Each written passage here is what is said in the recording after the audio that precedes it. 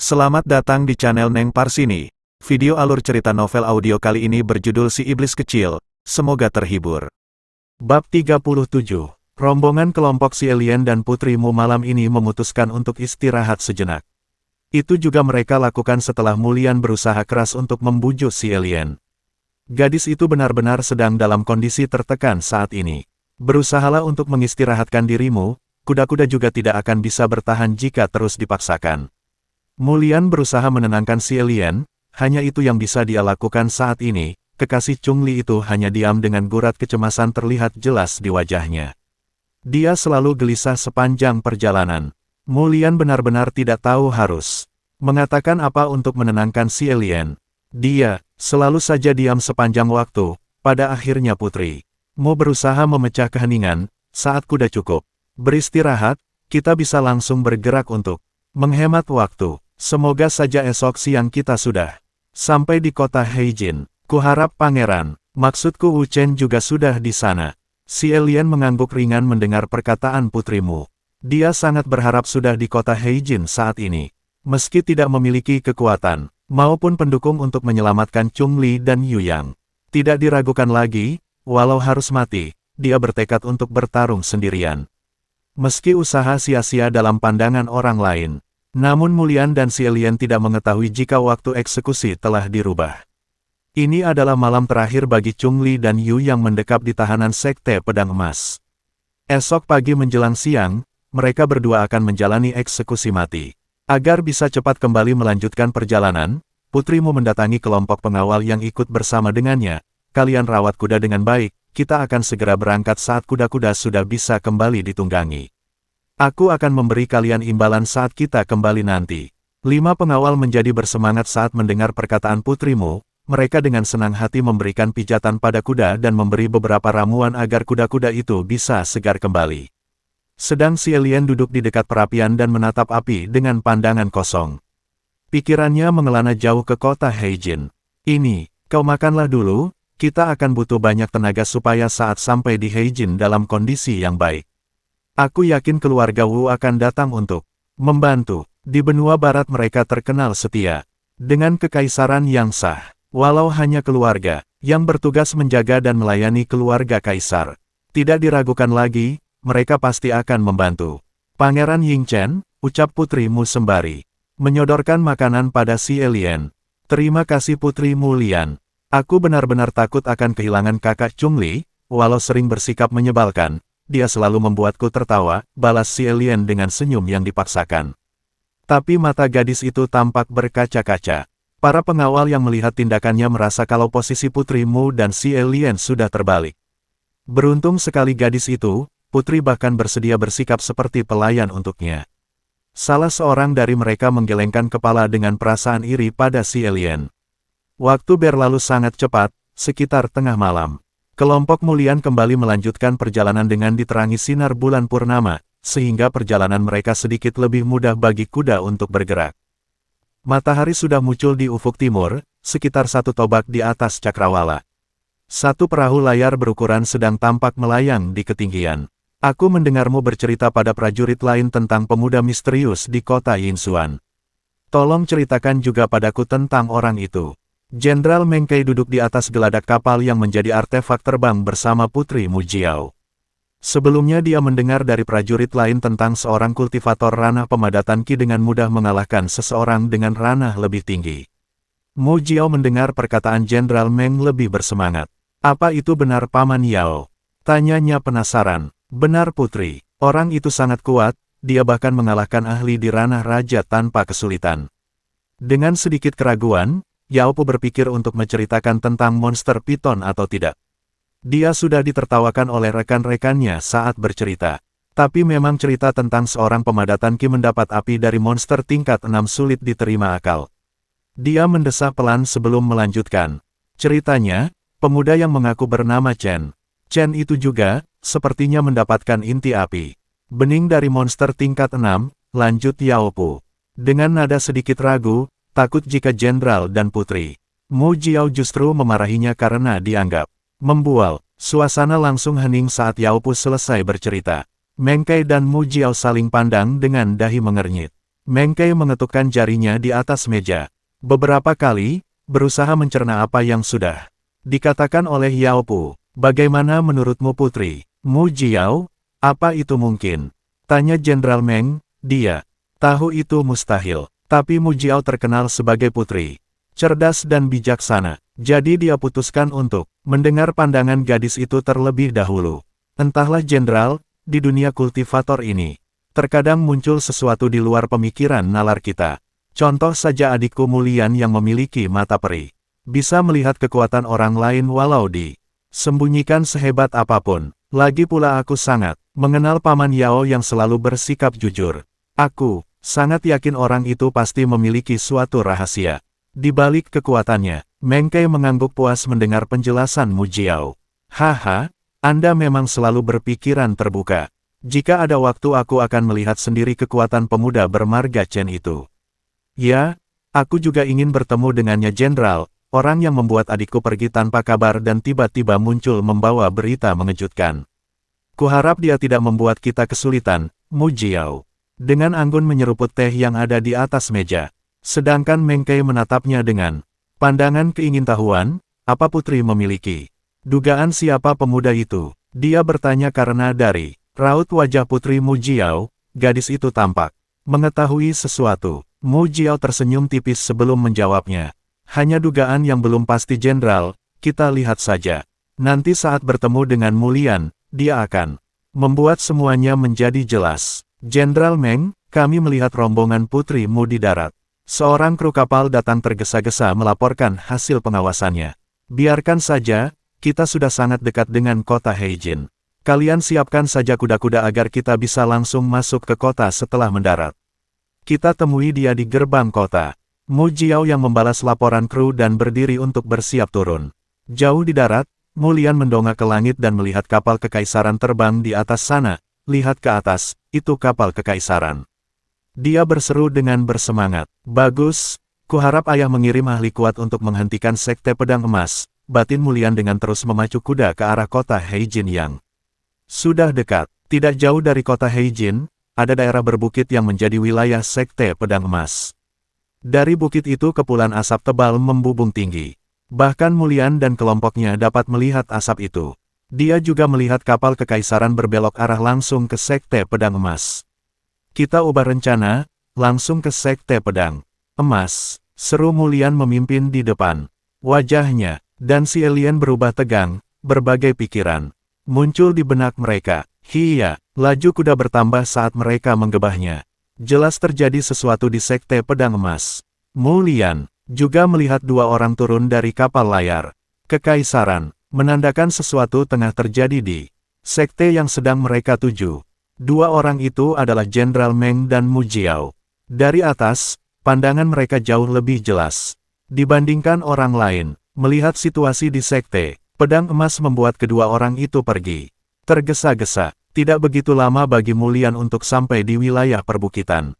Dari kejauhan, dia melihat hutan dan bukit di tempat itu terlihat hancur dan sebagian besar telah terbakar. Bahkan beberapa bukit terdapat longsoran tanah. Bangunan-bangunan sekte tampak sudah tidak berbentuk lagi, rata dan sudah hangus terbakar. Namun di beberapa bagian lain, ada wilayah yang justru tampak basah dan ditutupi oleh salju, padahal ini sudah musim panas.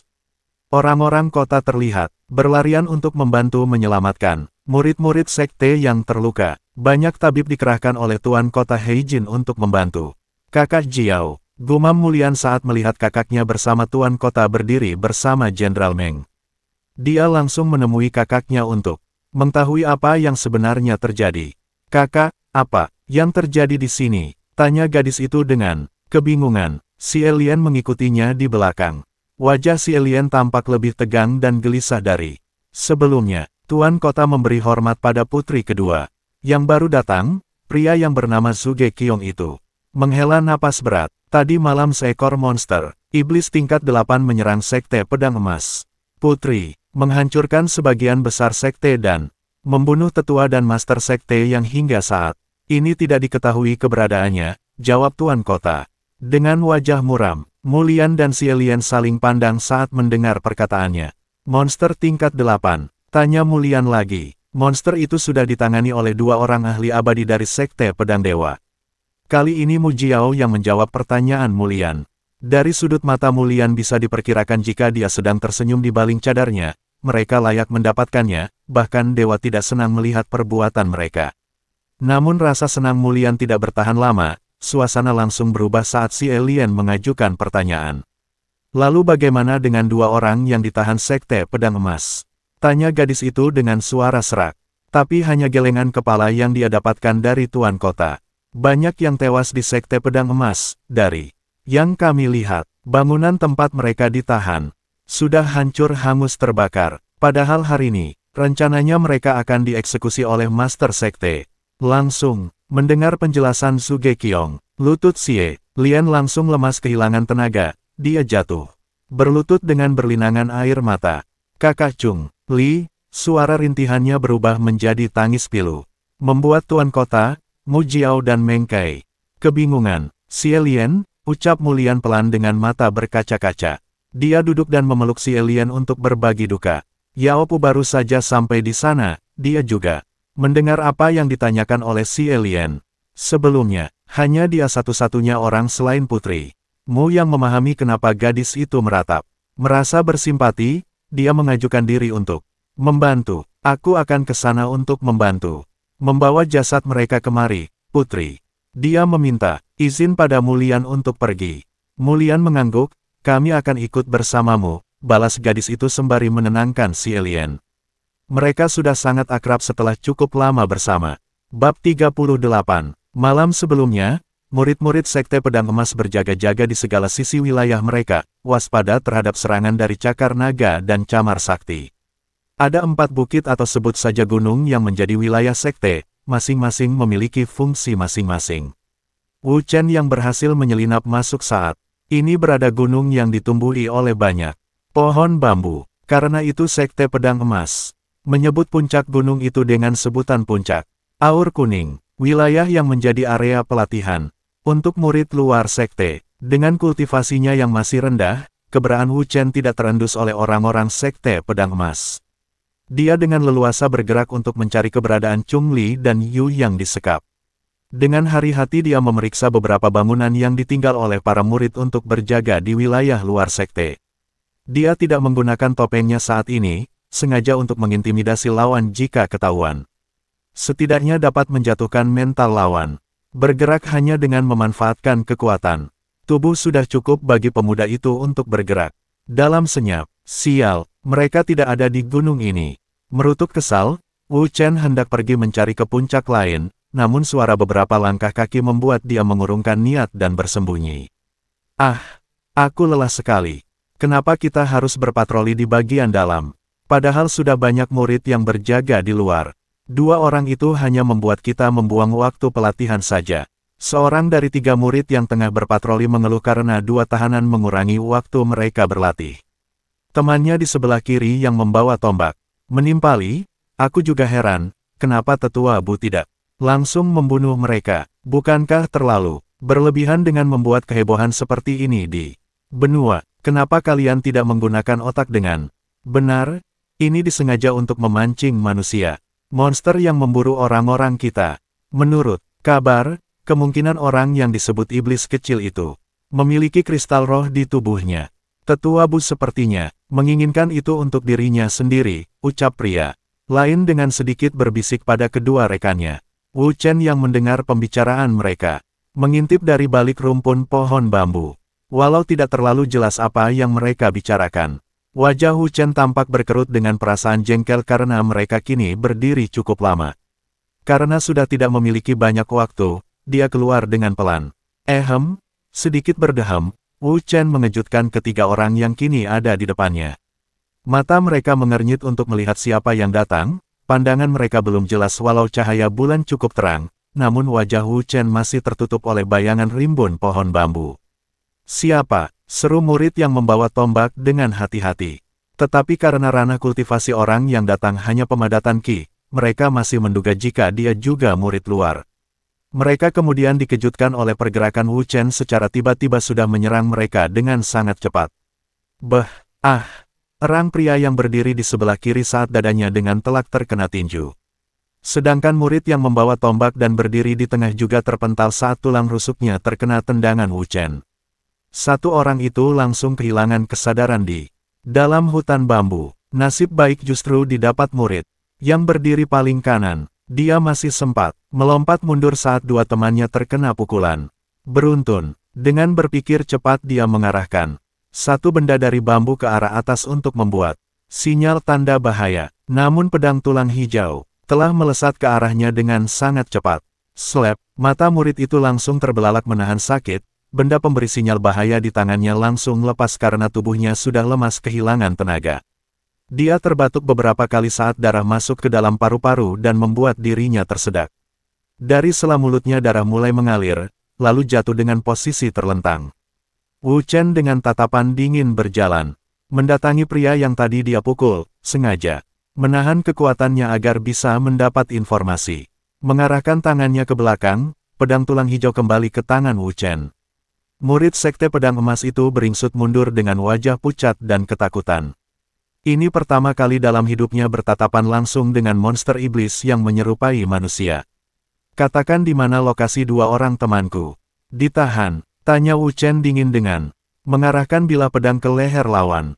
Mereka ada di puncak salamander di bukit selatan. Dengan terbata-bata dia menjawab pertanyaan Wu Chen. Ampuni aku, ucapnya lagi.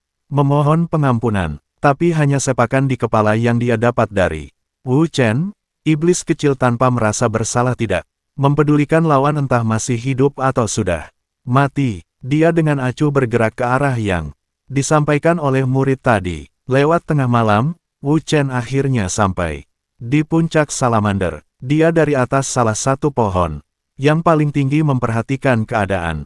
Dari kejauhan dia dapat melihat sebuah kurungan besi di atas tanah lapang. Ukurannya tidak lebih dari 2 meter. Di dalamnya Chungli terlihat sedang meringkuk tidak berdaya. Dia berbaring dengan Yu, yang tertidur dalam posisi duduk di sebelahnya. Tempat ini benar-benar sangat sepi. Kalian kira bisa menipuku semudah itu? Batin Wu Chen saat melihat tidak ada seorang pun yang berjaga di sekitar kurungan. Di tempat yang sepertinya area pelatihan, justru banyak diberi banyak penerangan. Wu Chen diam cukup lama memikirkan langkah selanjutnya. Seringai tipis terlihat saat dia turun dari atas pohon. Dia dengan langkah ringan berjalan keluar dari tempat persembunyian. Tempat itu benar-benar sunyi, hanya langkah kaki Wu Chen suara di tempat itu. Dia bahkan mendengar detak jantungnya saking sepinya. Tinju Wu Chen terkepal erat saat melihat tubuh Chungli dan Yu yang penuh dengan luka. Dia juga merasa pilu saat melihat wajah Yu Yun dalam diri saudara kembarnya itu. Kepala Yu yang terangkat saat dia mendengar suara langkah kaki mendekat. Dia membeku saat melihat wajah Wu Chen. Mengira jika itu adalah monster yang dipelihara oleh sekte pedang emas untuk menyiksa mereka. Dengan raut ketakutan dia berusaha membangunkan Chungli. Tidak terlintas di benaknya monster yang datang adalah Wu Chen. Teman yang akan menyelamatkan mereka berdua. Chungli menggeliat pelan saat rasa sakit di tubuhnya kembali terasa karena Yu yang menyentuh luka di badannya. Jangan takut, ini aku. Wu Chen, ucap iblis kecil saat sudah dekat dan melihat Yu yang ketakutan.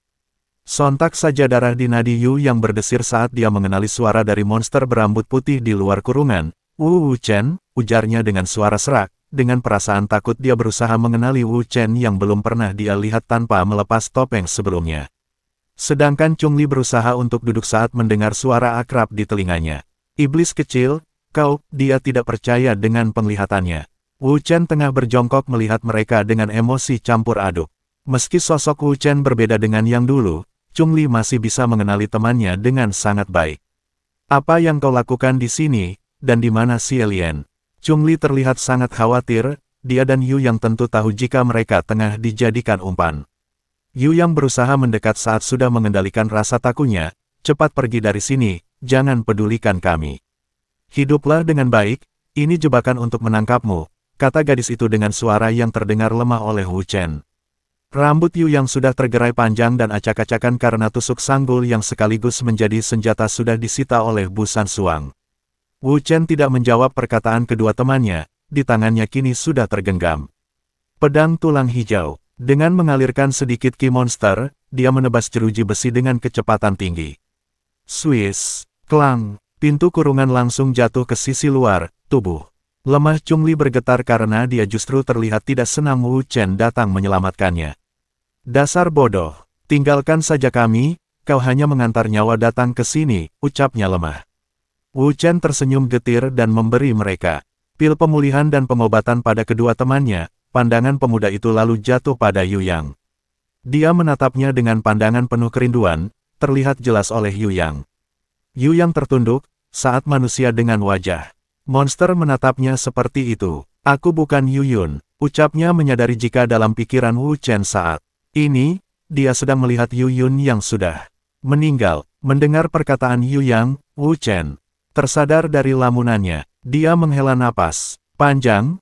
Maafkan aku, kau terlihat sama seperti dia, ucapnya dengan suara serak. Di sekitar area lapangan mulai terdengar banyak suara langkah kaki. Juga suara beberapa orang tengah berdiri di atas bangunan sekte. Hahaha, akhirnya kau datang iblis buruk. Benar-benar mudah ditebak, Hong Jun tertawa puas melihat Wu Chen kini bersama dua tahanan. Kilatan kebencian terpancar jelas di mata Hong Jun saat melihat monster yang dulu mempermalukan dirinya. Dia bahkan tidak bisa melawan sedikitpun saat di sekte elang. Wu Chen berdiri, dia tidak pernah lupa dengan suara pria yang telah membunuh Yu Yun. Dia menyeringai sehingga memperlihatkan dua gigi taringnya. Pemuda itu berbisik pada Yu Yang, aku akan mengeluarkan kalian dari sini, bantulah Chungli. Dia tidak akan mampu bertarung, ucap Wu Chen sembari menyerahkan pedang tulang hijau pada Yu Yang. Yu Yang mengangguk pelan, dia membantu Chungli dengan memapah di pundaknya. Apa kau sudah memiliki rencana untuk melarikan diri dari tempat ini? Yu Yang merasa takut saat melihat semakin banyak murid inti pedang emas yang berkumpul. Peluang mereka untuk selamat hampir tidak ada, apalagi jika tetua dan master sekte datang. Tenang saja, aku kemari bukan hanya untuk menyelamatkan kalian, tapi untuk menghancurkan sekte terkutuk ini. Yu Yang dan Chungli tercekat saat mendengar perkataan Wu Chen, itu terdengar gila. Tapi mereka tidak mengatakan apa-apa, hanya pasrah pada keadaan. Lebih baik mati dalam pertarungan pada di atas panggung eksekusi, pikir mereka dalam diam. Mereka bertiga berjalan keluar dari kurungan. Wu Chen menatap Yu Yang, carilah tempat untuk bersembunyi. Aku akan menghambat mereka memberi kalian waktu untuk menyelamatkan diri. Dia juga tersenyum tipis pada Chungli, si alien sudah menunggumu bersama Putri Mulian, ucapnya memberi semangat agar Chungli lebih memiliki tekad untuk hidup. Sementara itu, Hong Jun semakin marah karena tidak dipedulikan oleh tiga orang yang dia anggap musuh nomor satu. Napasnya mulai memburu, dia semakin kesal melihat sikap tenang dari manusia monster yang menjadi duri di hatinya. Kurang ajar, kau monster sialan. Hari ini aku Hong Jun pasti akan membunuh kalian bertiga. Seorang murid wanita mendekati Hong Jun yang sedang diliputi kemarahan. Tetua muda, sebaiknya kita menunggu master sekte dan tetua lain datang ke sini. Seseorang sudah pergi untuk memberitahu mereka, ucapnya memperingatkan Hong Jun. Bagaimanapun, manusia monster itu bahkan tidak bisa dikalahkan oleh seorang ahli ranah bumi. Dia tidak yakin walau dengan jumlah mereka saat ini bisa mengalahkan Wu Chen. Tidak, aku sendiri yang akan menghabisinya, akan kukorek kristal roh monster dari tubuhnya. Hong Jun membentak, menolak saran dari murid itu. Dia dengan angkuh berbicara, akan kutunjukkan pada master sekte jika aku layak menggantikannya jika saatnya tiba. Tapi tetua muda, bahkan tiga guru muda ranah Kaisar tidak bertahan dari monster ini. Plak, sebuah tamparan mendarat di pipi murid yang berani menegur Hong Jun. Gadis itu memegang pipi dan mundur tidak lagi berani berbicara. Petik 2. Wu Chen sendiri menatap Hong Jun dengan tatapan mematikan. Jika tidak memikirkan keadaan Chungli dan Yang, dia pasti sudah menyerang orang yang telah membunuh Yu Yun.